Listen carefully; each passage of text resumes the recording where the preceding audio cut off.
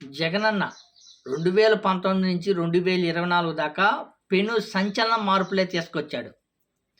అవును. వాస్తవంగా ఏం మార్పులు తీసుకొచ్చారంటే, ఏదైతే ఇంటి దగ్గర తీసుకొచ్చే పింఛన్స్, ఇంటి దగ్గరికే తీసుకొచ్చే విధంగా అందించాడు పింఛన్ విషయంగా. చాలా అంటే చాలా సంతోషమైన పథకం అది. ఎంతో మంచి పథకం. ఎందుకంటే అవ్వాతాతలు గతంలో గతంలో పంచాయతీ ఆఫీసుల దగ్గర రోజుల తరబడి, గంటల తరబడి కాదు, రోజుల తరబడి గాని నిలబడ్డ సంఘటనలే ఉన్నాయి. కానీ జగన్మోహన్ రెడ్డి గారు వచ్చిన తర్వాత వాటన్నిటికి ఫుల్ స్టాప్ పెట్టి ఇంటి దగ్గరికే తెచ్చేస్తాం అవ్వ, మీకు ఎటువంటి ఇబ్బంది కలిగియము, ఇంటి దగ్గరికే పరిపాలన అందిస్తామనే విధంగా సచివాలయ వ్యవస్థ తీసుకొచ్చాడు. అద్భుతంగా వాలంటరీ వ్యవస్థ తీసుకొచ్చి ఇంటి దగ్గరికే ప్రతి 50 ఏళ్ళకి ఒక వాలంటరీ ఉండే విధంగా అందించారు.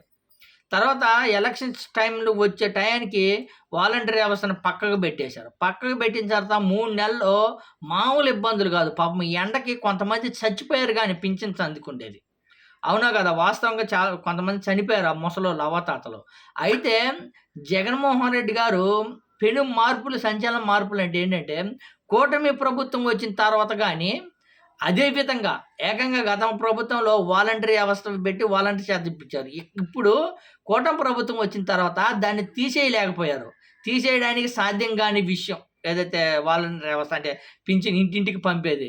దాన్ని వాలంటరీ వ్యవస్థతో ఎలా వాళ్ళు వినియోగించుకోలేదు, అవి అవసరం లేదు, మీ పార్టీకి సంబంధించిన వాళ్ళు వాలంటరీ అంటే అందుకని మేము యూజ్ చేసుకోవడం లేదని పక్కకు పెట్టేసి, ఏకంగా ఇప్పుడు ఎమ్మెల్యేలు, మంత్రుల చేతనే పింఛన్ పంపిణీ కార్యక్రమం చేస్తారంటే చూడండి జగన్మోహన్ రెడ్డి గారి సత్తా అంటే ఎలా ఉంటుందో దీంట్లోనే అర్థమైపోద్ది. అవునా కదా! మరి ఇప్పుడు ఏకంగా ఎమ్మెల్యేలు, మంత్రులే వెళ్ళి ఇళ్ళ దగ్గరికి వెళ్ళి, ఇగమ్మా ఇగో 4,000 మీకు పింఛను, ఇదిగో మా కూటమి ప్రభుత్వం ఇస్తుంది, ఇగో 4,000 పింఛను అని ఇస్తున్నారు.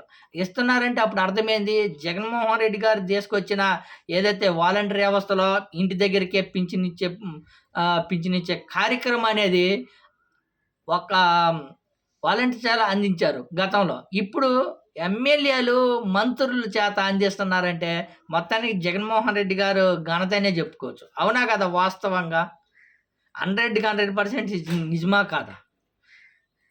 వాలంటరీ వ్యవస్థ పెట్టారు. ఇంటింటికి తెప్పించారు. దాన్ని ఎవరు తీసేయలేకపోయారు. కూటమి ప్రభుత్వం వచ్చిన తర్వాత దాన్ని కంటిన్యూ చేయాలి. కానీ వాలంటరీ వ్యవస్థని వాళ్ళు కొనసాగించలేకపోయారు. చెప్పారు 5,000 నుంచి 10,000 ఇస్తాం మేము, కొనసాగిస్తాం. కొనసాగించలేకపోయారు కాబట్టి ఎవరి చేత పంపిణీ చేయాలా? సచివాలయం ఉద్యోగుల చేత పంపిణీ చేయాలా? సచివాలయం ఉద్యోగులు పంపిణీ చేయాలంటే వాళ్ళ జగన్మోహన్ రెడ్డి గారు పెట్టిన సచివాలయం ఉద్యోగులు, వాళ్ళకి గుర్తింపు పోయిద్దని ఇప్పుడు ఏకంగా మంత్రులు, ఎమ్మెల్యేల చేతే పంపిణీ కార్యక్రమం మొదలుపెట్టించారంటే చూడండి. మొన్నగానే పోయిన నెల, అంతకుముందు నెల కార్యకర్తలు వాళ్ళ చేత పంపిణీ చేశారు. ఇప్పుడు ఏకంగా మంత్రులు కానీ, నిన్న డోలా వీరాంజనేయుల స్వామి కానీ ఇంటింటికి వెళ్ళి వర్షం పడుతున్నా కానీ 31వ తారీఖు వెళ్ళి పింఛన్ పంపిణీ కార్యక్రమం చేశారు. మొత్తానికి ఈ ఘనత జగన్మోహన్ రెడ్డి గారికే చెందిద్దని 100కి 100% ఒప్పుకొని తీరాలి ఎవరైనా సరే.